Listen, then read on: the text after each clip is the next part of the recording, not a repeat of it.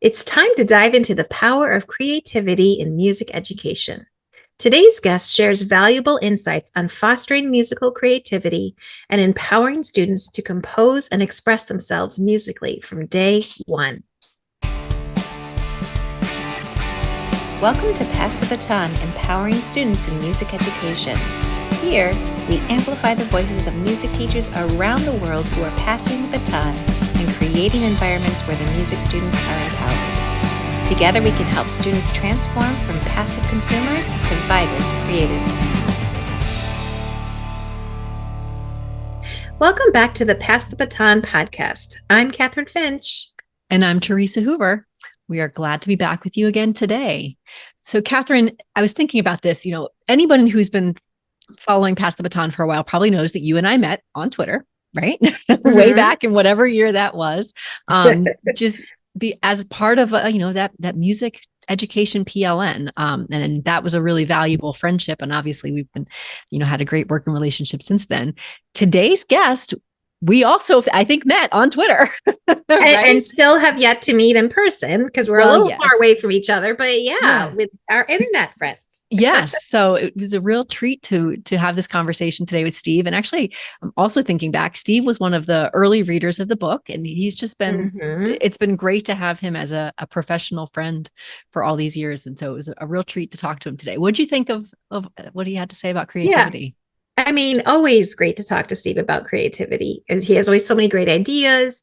And really what was nice was he talked about, general music, but then also what you could do in an ensemble. Cause I know he's going to be shared. He's got a new role this fall. So to be able to think about how could I share this or get kids creative in ensembles, not just general music. Yeah, absolutely. And just reminding us that it's so important that we do give them these creative opportunities early on in their musical, in their musical learning, because it's not something we have to save for the end or that doesn't belong in schools. No, it's an important and it's a valuable thing from the beginning. All right. Well, before we get to the interview, do you feel like you're drowning in lesson plans and wish that you had a musical support system in your corner? Well, grab your favorite mug because we have just the thing for you, and that's the Pass the Baton Coffee Club.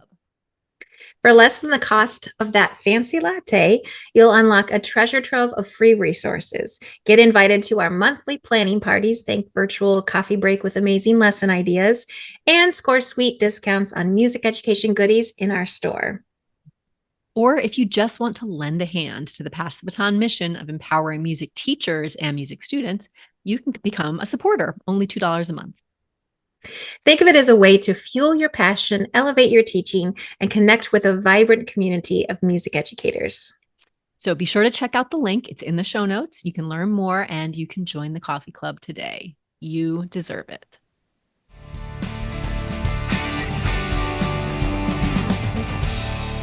All right. Welcome back, everyone. We are excited to be joined by our guest today, Steve Giddings. Steve, it's good to see you. Yes, good to see you as always. I love when we get to see our internet friends, Yeah. We'll say face to face, even though we're on Zoom, but yes, it's always good to have the real conversations instead of just having them on social media and whatnot. So we're really, really happy to have you here. Glad I could be here. Well, Steve, would you start by just introducing yourself a little bit and letting the audience know a little bit about your background and your current role in music education? So my name is Steve Giddings. I teach in public schools here. I was at Montague Consolidated for a really long time, the K-6 school. Anyway, I'll be starting a new position for at least a year this September at a junior high, grade 7, 8, and 9, mostly band and a bit of language arts, but we'll see how that goes. Anyway, I have a website called stevesmusicroom.com. And I focus a lot on popular music education, creativity, technology, and helping teachers do that stuff in their classrooms because those are the skills that we often don't learn in our teacher training. So that's kind of my role as I see it. And I have a blog on there, lots of resources, print books, ebooks, tons of stuff for folks to take a look through. remind us, where are you in the world? I am in PEI, Canada. Awesome. It's actually east of the US East Coast. So I'm in a different time zone than most people in the US. Yeah. The Atlantic time zone.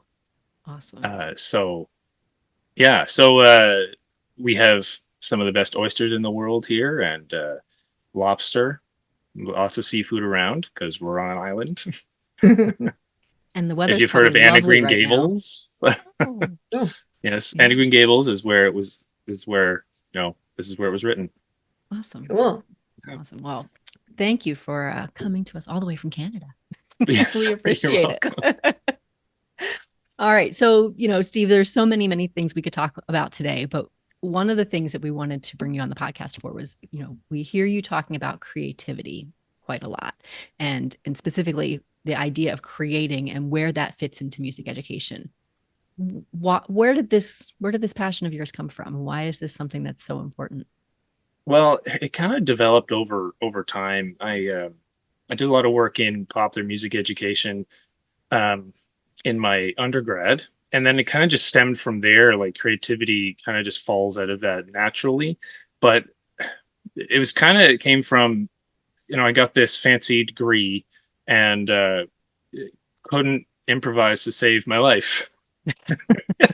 Yeah. I know that On feeling. the trombone, because I was kind of living in two opposite worlds at the same time. I was playing drums, and on drums I never read anything, and I just played and learned by ear and kind of self-taught. But on trombone I could only read, and not do anything else.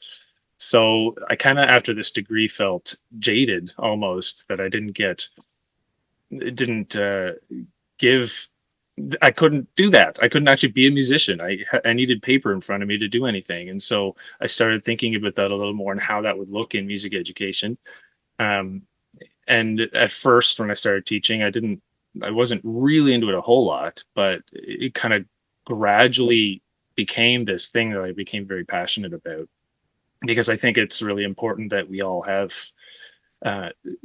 music has been for a long time the only creative art that wasn't taught creatively. Because it's like, in an art class you constantly create art. In a music class, traditionally, you're constantly recreating art that's already been created. So it just didn't seem right to me, that we're in this creative art, but we're not creative at all. Or we claim to be, but the kind of, your actions speak louder than words. Mm-hmm. So that's kind of where it came from. Yeah, I agree. People say, "Oh, but you're a musician, you're so creative," or that's their creative outlet when they're referring to music class. But you're exactly right. So often it's just recreating and trying to do something exactly the way someone else did it. And Exactly. I remember growing up that if I didn't do it exactly the way someone else did it or someone told me to, I was told it was wrong. Right? Well, yeah, it was right or it was wrong, and you didn't play Yeah. the notes on the page, it's wrong. It's like, what do you mean? It's kind of hard to understand at a certain age. Um, but if you're creating it yourself, there's no such thing as right and wrong in a traditional sense. Yeah. Yeah, that's very true. And so I think hopefully we've got people who this is resonating with them as you're talking about it, because it is such an important thing. So I guess then, you've got these ideas now. Tell us about, like, how has that influenced what you do in the music classroom? You're thinking now, okay, it's not just recreating, it's not just somebody Yeah, else's. I do a little bit of recreating as part of making music and part of learning how to be a musician, but it shouldn't that shouldn't be all we do. So, but traditionally that has been it. So what I've started doing a lot in the last 10 years is I'm a big believer in kids creating their own material so that they can learn music in by creating it themselves. So if you Yeah. think, we all know Bloom's taxonomy, Mm-hmm. right? So at the very top is creating. But what if we flipped it around and started with the creating you know, because it really just kind of flows into one another. If you start with creating, all of the other bits of that hierarchy are fulfilled almost instantly, because you got them hooked, you know, by creating something. They're learning how music works, so you can kind of talk about it after it's being created. And what I did with a lot of Orff percussion, grade 2, 3, 4 kind of thing, is we would create all these patterns together, combine them all together, and then figure out how we're going to write it down so we can remember it. Right. So we started using, you know, stick notation, um, European stick notation. So kids were able to, you know, kind of understand the language that we were kind of all agreeing on, and being able to learn how to, you know, read rhythms, interpret rhythms that they might see, um, just by creating it themselves. And then we would create a piece. So we'd learn a bit of form. So here's our A section. What are we going to do here? We'll call this the B section, etc. And then they have this whole piece that they've learned. And then they were able to instantly, after this, I've noticed they were instantly able to recognize those rhythms anytime they heard them in a different context, because they like lived it, right? And we were saying the rhythms while we were playing them, and it was it's something that I've really loved doing, because they learn music in a more natural way, really. Um, it's like when you're creating art, you create the art and then you kind of talk about what you did, right? Or you talk about a technique and then you use that technique and create something with it. But music is rarely like that. So it was nice to kind of, it was refreshing when I started flipping my classroom, flipping Bloom's taxonomy, and kind of starting with that part. So Yeah. that's kind of what it looks like in my class, and I do that a lot of the time. But other times it'll look, you know, a little more traditional too. Sometimes, you know, because that is part of, like I said, learning music as well. Yeah, Yeah. and I'm thinking about, as you're talking, we often talk about music and language. That's how we learn language. You start by just making the Yeah. sounds, and you start by doing that, and then later on we say, this is what this word looks like if you were to write the letters. And then after that, we say, hey, by the way, this is a verb, right? Yeah. We're So not exactly, we don't learn music. We don't learn a language by writing it first. Would you ever say to a baby, "Hey, write this down before you can even speak"? Yeah. That's what we tend to be doing in music. You have to be Yeah. able to Yeah. read it before you can make sounds. Yes. But that doesn't make Yes. any sense. Like, I'm I'm not a believer in, you know, music is not a language. It's not a universal language, but it should be learned as if it is a language, right? So because you have to play with the language, you have to converse with it, you have to do all of these things before you even start to write it or read it. Like when you're Yeah. a 3-year-old, make your first sound. What are you going to do? Don't say that because you don't know how to read it. What are you going to like? That's not what you're going to do. No. It's silly, but that's what we do in music constantly. Yeah. Yeah. It's always so backwards when you think about it that way. Yeah. And as soon as, you know, as a beginning band director, I switched and just started having kids make sound the first day. Like we didn't look at the method book for weeks because it was Yep. just, let's see what you can Well, do. And I would even tell them sometimes, I'm like, okay, your goal is to make sure you put this thing together so you can make really crazy sounds to annoy your little brothers and sisters. They're like, oh, yes. okay. Yeah. Yeah. And like when I'm teaching at the band camp, I won't be doing it this summer, but I taught at band camp for years. They don't touch the notation until like very last minute. Yeah. You know, a lot of folks do jump in pretty early because that's just the way they were taught to teach it. And, you know, but over a number of years, I've learned to, you know, keep that to the very last minute. They only learn it because they have to, right? Because that's the expectation at the end of the band camp. They need to be able to read a little bit. And in their programs, they'll have to be doing some reading of European staff notation. But I think if you delay it as much as possible, they get a chance to play with the language, right? So I get them to learn by ear familiar tunes all week, pretty much, or learn by rote all week. They're learning how to play the instrument and they're learning to speak the language, and then they learn, okay, well, that note you just played there looks like this. So I think what I love about it, symbol. yeah, and what I love about it too is just thinking about that learner experience. what's more engaging and fun of like, here's what we're doing, here's how you play it, ready, go, or let's create something together. And then, you know what, we probably need to remember this for next week so we can do something fun. Like, how do we write this down? Right. Like you've got Yep. them. Just to me, the experience of creating on their own is just like a night and day difference of light of the learning experience. Like, how do you compete with that? Yeah, So exactly. And for a warm up, even sometimes I'll just put on a jam track and say, okay, we know 5 notes, go. We're just going to make something up. And some of them jump in right away. Others, need some encouragement, but that's normal. sure. But yeah, like that's a good warm up, especially when you're learning a new scale. Don't just go up and down, up and down.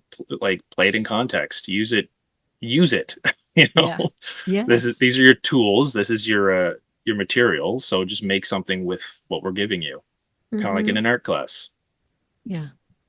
Yeah, that's true. Because even in art class, there are days that you are replicating something, right? Mm-hmm. That's part of art class as well, but that's not every art class. No, And it definitely is no. not the first thing they do in art class. You're Like given the I materials. took a lot of art lessons when I was a kid, and I also like did a lot on my own because I was just really into drawing Yeah. and that kind of thing. But probably 50% of my time was spent copying, right? Mm. Just because part of copying is like music is a bit, you need to copy, to sound like a certain person or to, Yep. but I did a lot of copying, just looking at something and drawing it, or like still life, or I just made up my own drawing, made something new with the techniques I was learning by copying. And that brings me to something else too, like when we're learning music, copying is super important. And that goes back to learning by ear. But learning by ear has kind of this, negative connotation when we're in a band class trying to learn how to read, the real notes, and Yeah. it's a weird thing because I've often heard folks say around this area, anyway, I don't know what it's like where you are, but around where I am, they would say, "Oh, I cheated." And I'm like, "What do you mean?" "Oh, I learned it by ear." And I'm like, isn't it the other way around? Yeah. Like when you're reading the notes, isn't that the cheating? Mhm. You're supposed to be able to learn it by ear, but Yeah. we've somehow put that skill in the back burner when we go into a conservatory model. Um, and that's part of creativity too, right? Like, because once you learn something by ear, you like almost naturally start to play with it and use it in a different way, right? So all of these skills that we've long forgotten in the conservatory model are all connected, and they need to be part of what we do in music education. Yeah. Yeah. And I think it's worth just saying again, you're not saying don't teach them to read. You're just saying it Right. doesn't need to be the first thing we do, It right? isn't the cream of the crop. It doesn't need to be like the best thing ever. It's Yeah. important in some contexts. Like if you're playing in a wind band, you're going to need to know how to read the Yep. staff. If you're playing in a traditional jazz band, you probably need to know how to read the staff. Um, Outside of those, in an orchestra, maybe outside of those, you probably don't need to. And how many, like, I often get called a band hater, but I'm not. I'll be teaching band in the fall, but and I've taught band in the past, and I love band. I have a soft spot for it, but it's just the way it's been taught traditionally that I don't like, you know. Um, but it's like outside of school, uh, where other than in like a community ensemble, are you going to need to know how to read the staff to play music? Like think about that. Yeah. Like if you're graduated high school, you played clarinet for 6 7 years of your secondary school career, and then you all you can do is read notes. What are you going to do with that? Yeah. Really? Yeah. If you can improvise, you can play by ear, you're going to keep playing. If you can make something up, you're going to keep playing because you won't need the notes in front of you to play, and you won't need a whole 60 a 60-person group to play. So these are the skills that kids need in order to be musicians outside of school, essentially. And that's a hard truth for some folks, but it needs to be said. Yeah. I mean, go ahead. I was just gonna say, if you listen to elementary kids, like they'll prove that to you over and over and over again, right? The kids who come with me to me and they have a journal of lyrics that they've been creating, and or just to other kids who have brought in a garage band piece they made or whatever, like they just prove it over and over again that they do music and create music on their own and can create music on their own. Exactly. And those are the skills, like if you think about learning into the lifetime, like I was just talking about, like if you can create your own music, you will probably do it. If you can learn it by ear, you'll probably learn it. But like I said, if you only can read the sheets, those are hard to find. So it's going to be difficult to engage in music outside of school. But there's so many other tools like GarageBand or BandLab or whatever. Those are so many tools for just creating something that they don't need a lot of skill in. They can create something beautiful just by, clicking a few buttons and dragging over a few loops, and it sounds great. And, that's super accessible, and then makes them be like, yeah, I can do this. And then like the endorphins, and they want to do it again and again. Right. Yeah. They see themselves as musicians, which is exactly then half they the can create battle, right? something. Yeah. That's it. Yeah. Yeah. I'd love to hear some like more examples from your classroom, whether it sounds like you've done general music, you've done band, things like that. Tell us about like what are some of these things look like in the classroom that might stray from the traditional but involve creating? Well, something I've done with the band class is actually a warm up pretty much every time is a jam, like just an open jam. I'll put a jam track on YouTube if I don't play the guitar, because I do play the guitar, but B flat's ridiculous to play in.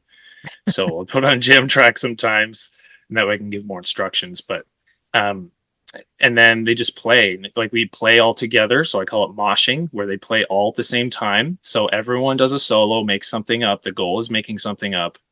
It sounds like chaos, but it's organized chaos because they're all making something to the track. But then we'll do like, okay, solo wants to take a solo, raise your hand, okay, go, and the more they do it, the easier they can start hearing the phrases, and then they'll like end the song in the right place, like end their piece 8 bars without really even thinking about it, because they just get used to it.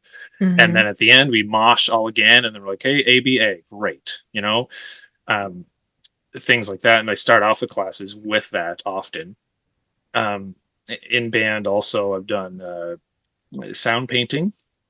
If you're familiar with that technique, it's basically a whole language basically for conductors, where it's a language of gestures. They don't have to say anything, and they just do these gestures that mean different things, but it's all the ensemble is making it up, interpreting those for a particular improv idea. So like if you just go, okay, whole band, I forget a few of them, but whole band play, and you go like that, like long tones, whole band play, and they just pick a note, any note, right? That's the beginning of it. Yeah. And as you get more advanced, you can have like palettes where they would remember these certain combination of notes, and you just do the palette, they do it. And in context, this means improvise. So you can point to a section and improvise, or you can go brass players improvise, and they know what to do. And it's really cool. Like I did only the beginning stages with a group, and they just really into it. And it's a good way to warm up too and get things going. There's a way you can do concerts with them. I haven't gotten that far with it, but I've certainly tried them.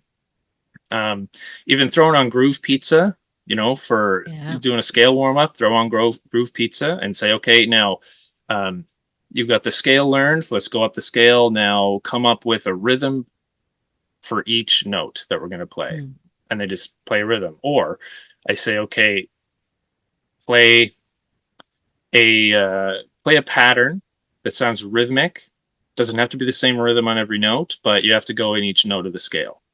Okay, that kind of a thing. A different kind of warm up or focusing on articulation, but they're not prescribed what to do, you know, until we agree, like, okay, that's a good one. Let's all try that one, Yeah. and then we all try this new one, and then we go to the next person. Um, things like that. Like it doesn't have to be just reciting and doing the scale up and down all the time, and um, just going to play or doing chorales. Like it doesn't have to be that. Yeah. It can be so many more things. Even make them come up with the beat on Groove Pizza. Like get someone to come up and make it, and then okay, great, play. Let's try this. And then after a while, sometimes kids will be like, "Oh, that's cool," and there's like a jam. Like they get into this groove, and they're like, "Yeah, let's keep that." And like, can we write that down? And then we start like adding stuff to it, and it just becomes so organic. And that could take 15 minutes, 20 minutes of your rehearsal, every rehearsal, and they're having fun with that. And then it's like, hey, now let's go into our rep. Um, you know, just try and be less less formulaic, I guess. Just kind of let it happen. That's kind of what music is about at the end of the day. And I think it's okay to be open to their suggestions as well, right? Yes, of course. Yeah. If a student says, "Hey, could we try?" Just say yes. Yeah. Yeah, exactly. Yeah. Let it happen. What's the worst that can happen? Really? Right. It sounds bad, just don't do it again. you know? Right. You know? Right. It's like, and I think that's the fear when we get into improvising and making something up.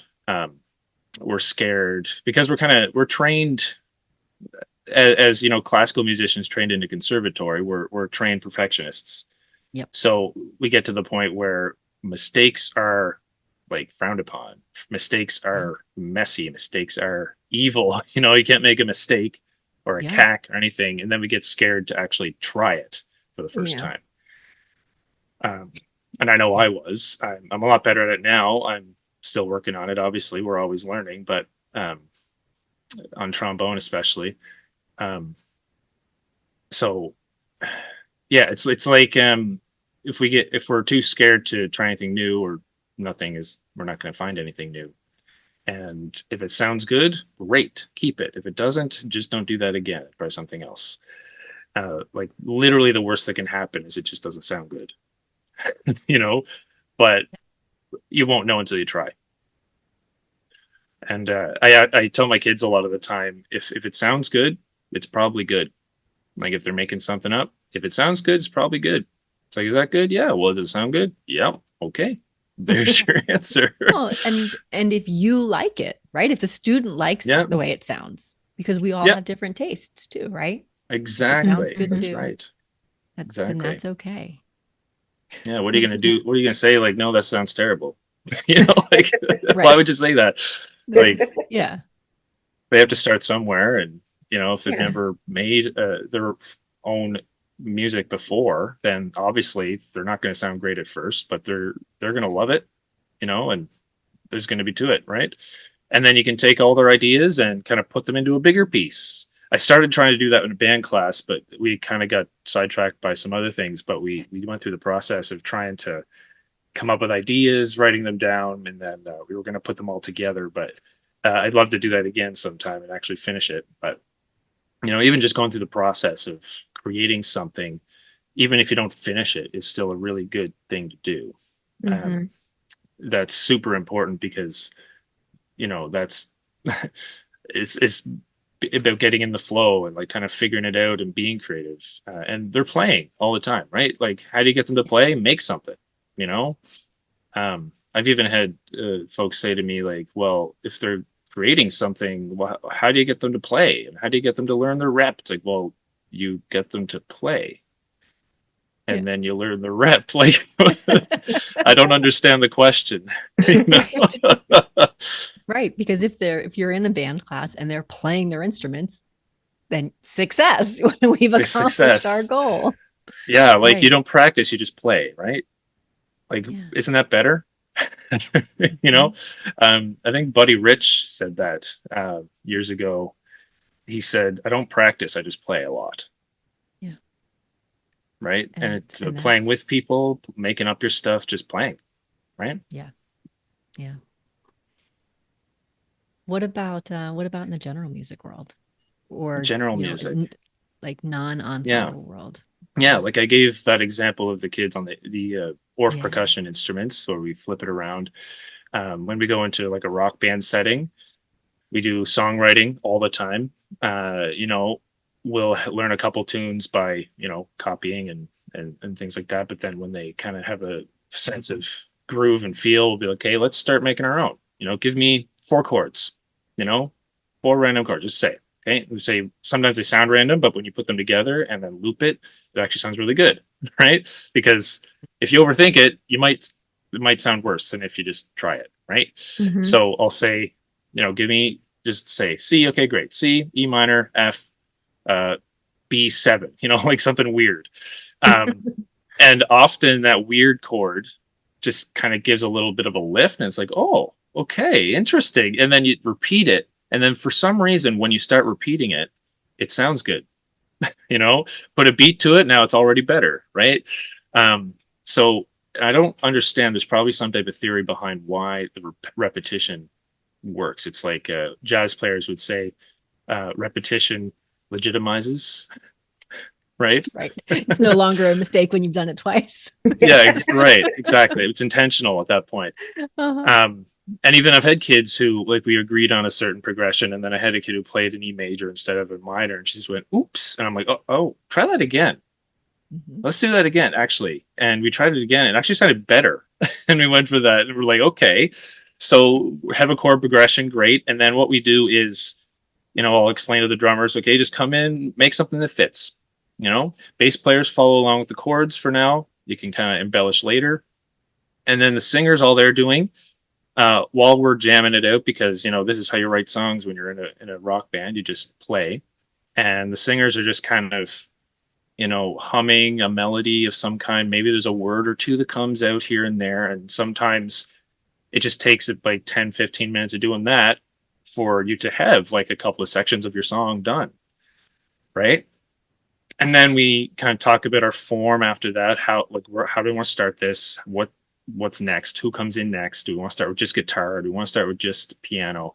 Um, and those are things that just kind of naturally come as we go. But they want to try it, and they say, "Hey, let's try this. I didn't like that, so let's try something else, and we'll do it this way." And then eventually, you know, I'll say to the singers, "Is anyone comfortable kind of trying to come up with lyrics? And if you are, next rehearsal, have some lyrics." And we'll combine those sometimes, and often there's always like what we call a top liner in the band, right, or in the class. And the top line is like basically the vocal part, or the rap over top of the track. So it comes from, you know, if you look at a digital audio workstation screen, the top line or the top track would be the vocal part usually. So these top liners, they seem to be able to just come up with lyrics or come up with melodies that fit really well to what we're doing. So we go with it. And there's always at least one, right, in the class. And because you're pretty, you know, if you have a class of 30, there's probably two, you know, that Yeah. are pretty good at this kind of thing. So use the skills in your room, right? Not everyone has to come up with lyrics, but there will be someone.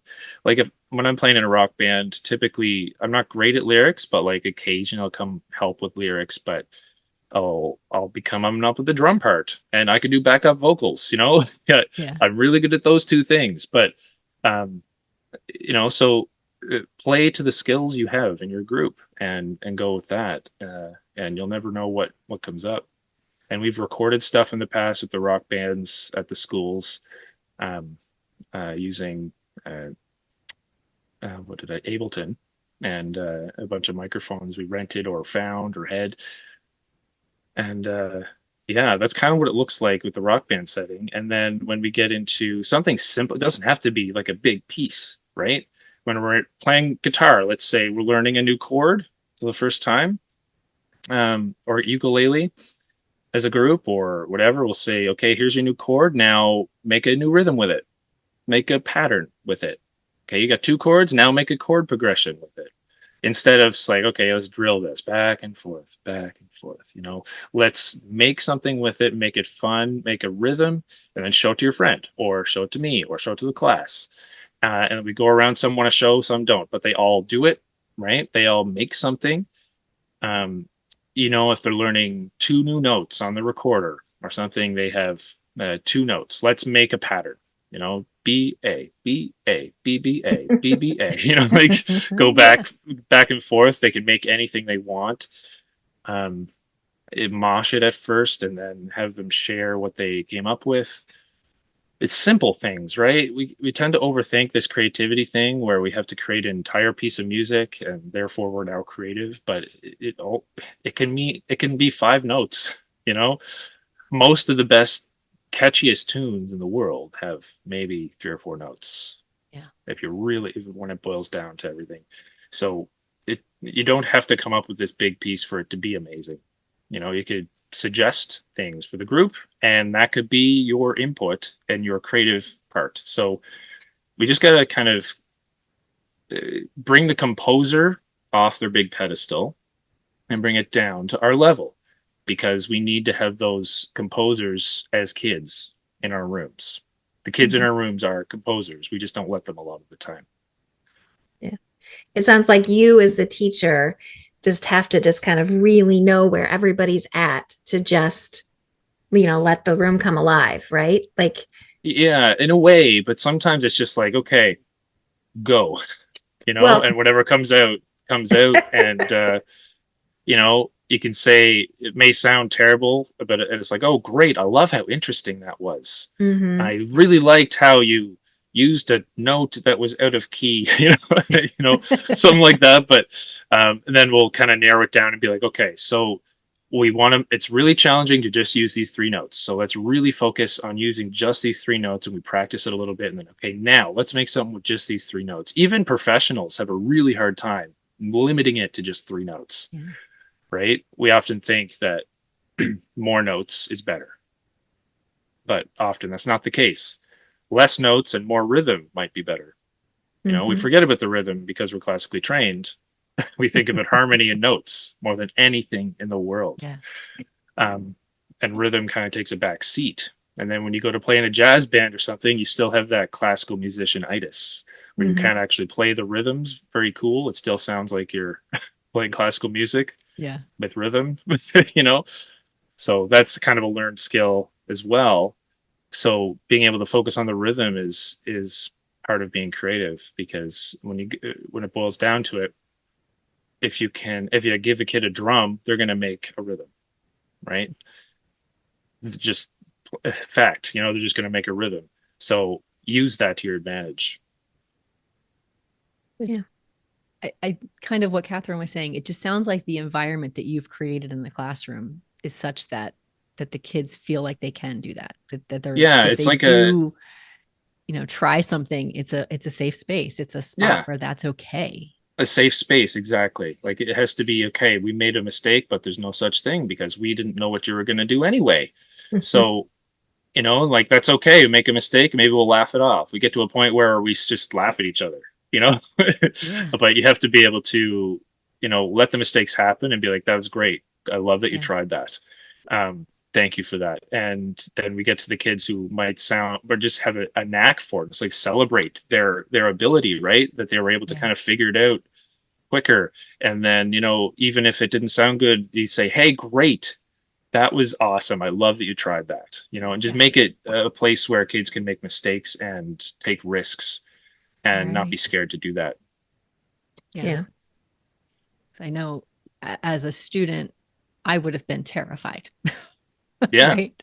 Because Yeah. But I then would have if you been make so afraid. Yeah. exactly, and we were trained at a young age to kind of, Mhm.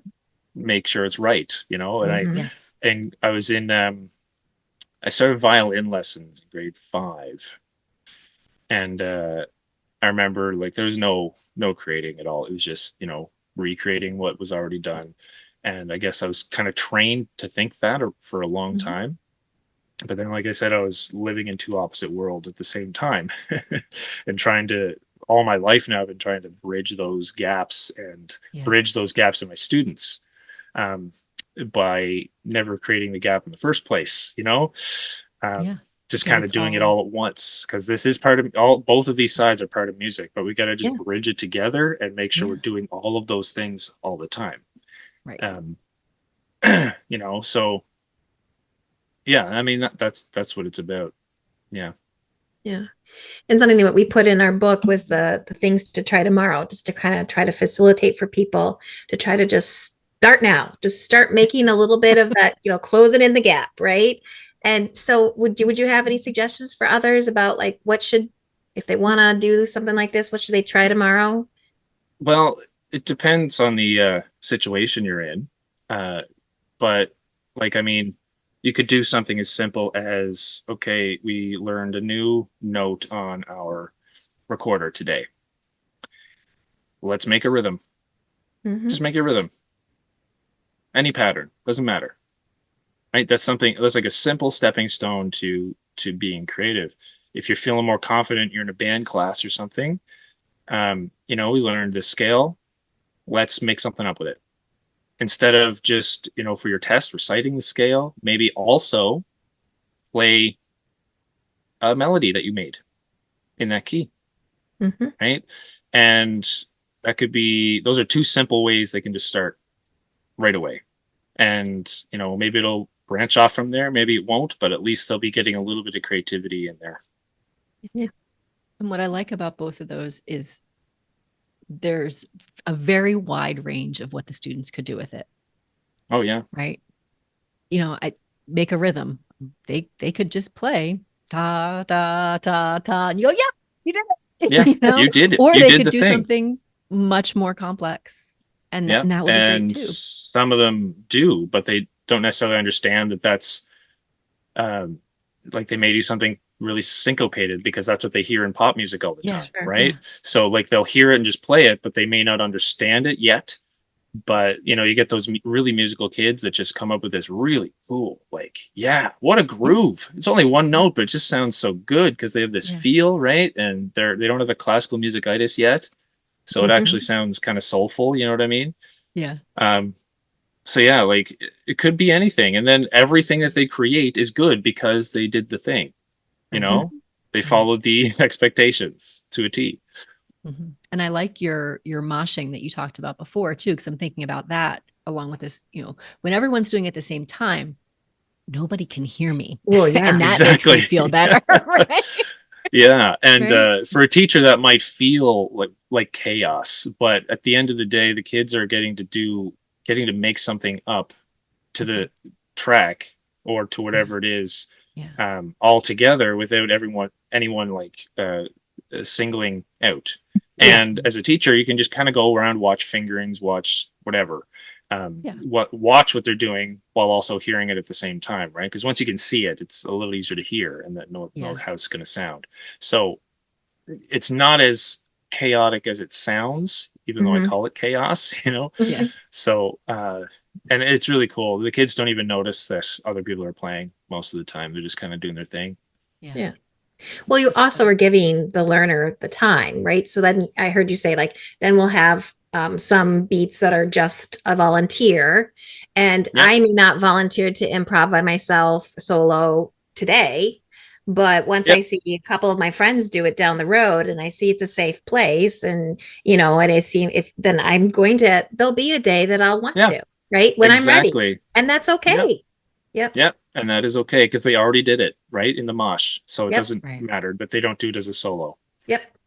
Yeah. right? And Yeah. this is like now, and I tell them, like, if you take your recorder to your next shindig, your next family kitchen party, call them shindigs around here. Um, and say I can play in G and C, and you can just play with them. You'll know what to Mhm. do. Um, because the reading, when you're reading, it has to be at a certain level before you can like feel fluent and be able to do it like on site. Right. But there's less of a learning curve when it comes to improvising because you don't need to go through that barrier. Yeah, I call it a barrier of learning the Yeah. notation because it can get in the way of creativity sometimes. Because so yeah. Yeah. Yeah. Oh, this is always it's so good to talk to you. Yeah. I love hearing you talk about all these things. If someone wanted Some to people connect, don't, so it's okay. no, we do. So the people who want to learn even more, they want to connect with you and they just want to continue these conversations. You mentioned at the beginning, stevesmusicroom.com. Anything else that we should know about and put links to? Well, I'll show you kind of my flagships, Yeah, if that's okay. I have please. like these were my first three major works, which is Rock Coach, Practical Guide for Teaching Rock Bands in Schools. So a lot of stuff I Awesome. talked about in there, you can do there, like learn how to teach a rock band in any school setting. And then I kind of went into this book, which is Creative Musicking. And this whole book comes from the philosophy of flipping Bloom's taxonomy and starting with the creating part. Awesome. And then the folks at Oxford University Press read that book and commissioned this one from me. Yeah. Technology for Unleashing Creativity. And it's very similar. It's kind of combination of the two, plus a big focus on technology and flipping Bloom's taxonomy. Lots of stuff in there. Yeah, and that's one of my major works. And then I have lots of stuff on Teachers Pay Teachers. Now there's probably 30 some resources on there now with rock band and creativity. There's some composition stuff. There's a few things on my website as well. But I also made a children's book recently. Yeah. And I did all the illustrations. That's back talking to about how I did all those art classes. But I did the illustrations and wrote the story myself. And anyway, great for your, elementary teachers there, called Mikey's Place. Awesome. Yeah. And it has lots of teaching resources go along with it, and an app called Mikey's Beats, where you can actually make your own Mikey song. Cool. Yeah, it's like I got the code from Incredibox. Mm-hmm. So it's very similar. You click and drag all these loops and they kind of loop them together and using the characters from the book. So that's a fun way to kind of get kids involved in creativity and rock music and basically all the stuff I do. It's all technology, creativity, and rock music all in one. Oh, that's awesome. We'll make sure we have links. Yeah. And and I have a blog on there too with lots of stuff too. So everyone's welcome to take what they need and see if anything there is useful for them. Yeah. Well, and I can say I have right there on my shelf both the creative musicking and technology for unleashing creativity. So 2 thumbs up. They're both fantastic resources. So. Yeah. Good, thank you. Get copies of the other ones as well. Like fill out my collection. Fill out your collection. Yeah, have the entire Steve's Music Room library. Yes. Yeah. Oh, well, this has been awesome. Thank you so much. I appreciate that you've made these ideas seem very doable and realistic, and also emphasize the importance of thinking about just creating. And we don't need to do notation first and all of this. So thank you. I know our listeners sometimes will appreciate we don't need to do it at all. That's very, very true. But don't tell everyone that. We'll keep that to ourselves for the moment. Yeah. Well, yes. Thank you again. We appreciate your time. You're welcome. Thanks for joining us. If you have found value in our conversation, please hit that like button, subscribe to our podcast, and leave a review. Your feedback means the world to us and helps us grow our community of passionate music educators.